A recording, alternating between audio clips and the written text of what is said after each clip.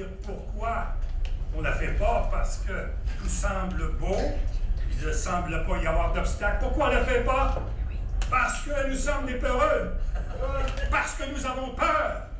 Nous avons en nous cette vieille peur ancestrale des peuples sujets, des peuples colonisés, des peuples conquis, des peuples minoritaires, des peuples qui n'ont jamais connu la victoire, comme le peuple canadien-français. Nous avons peur de nous faire dire non par Ottawa, parce que nous savons que les Anglais, depuis 1760, nous ont imposé 5 constitutions, pas une, 5, sans que jamais notre peuple ne soit consulté. Nous avons peur de ne pas être guéris du traumatisme sociologique qu'on a subi en 1760, après la bataille des Plaines d'Abraham, où le Canada, où les Anglais nous ont dépouillés de tout ce qu'on avait, notre territoire, nos emblèmes, le castor, la feuille d'érail, ça nous appartenait, notre identité. Nous avons vécu pendant 150 ans comme Canadiens. Nous avons vécu en français en Amérique du Nord. On nous a volé notre nom. Nous avons dû changer notre nom parce que les Anglais se sont appelés les Canadiens anglais. Les English Canadians. Nous sommes devenus les Canadiens français. Et plus tard, quand ils se sont appelés les Canadiens, nous sommes changés. Nous avons changé une deuxième fois d'identité pour nous appeler des Québécois. Mais pire, nous ont même pris notre hymne national. Le Haut-Canada, terre de nos aïeux, composé par Calisson Lavallée. Et nous avons, je veux dire, en 1868-69, ils ont changé les paroles, et maintenant c'est leur hymne national. Et nous n'avons plus d'hymne national au Québec. Mes amis, nous avons peur de perdre nos pensions.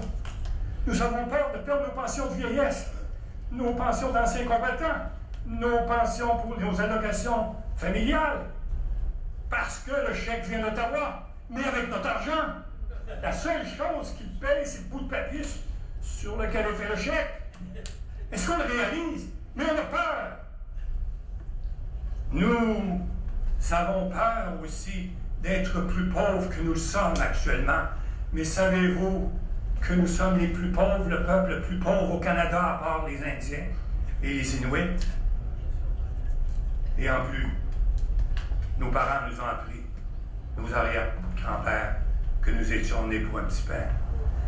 Ce qui signifie que nous devons accepter de vivre pauvrement dans la Fédération canadienne et accepter d'être des minoritaires, subordonnés à un gouvernement majoritaire à Ottawa. Mais quand on est minoritaire, on doit fermer les yeux sur les subsides qui sont donnés à l'Ontario par le gouvernement du Canada.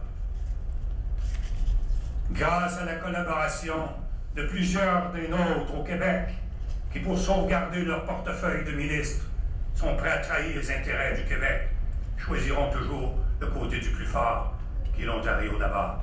Pendant que nous nous sommes évertués, nous, les Québécois, à grossir notre influence dans le fonctionnalisme fédéral, à prôner un drapeau vraiment canadien, à réclamer quelques mots de français sur les documents officiels ou même pour des noms d'hôtels, à vouloir rapatrier les pouvoirs à Québec, à vouloir être reconnus comme une nation égale à celle du Canada.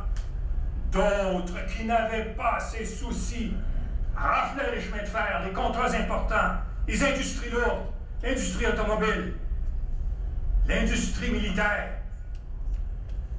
à coups de milliards, de dizaines de milliards, de centaines de milliards, dont plusieurs de ces milliards provenaient du Québec. L'Ontario s'enrichit pendant que le Québec s'appauvrit.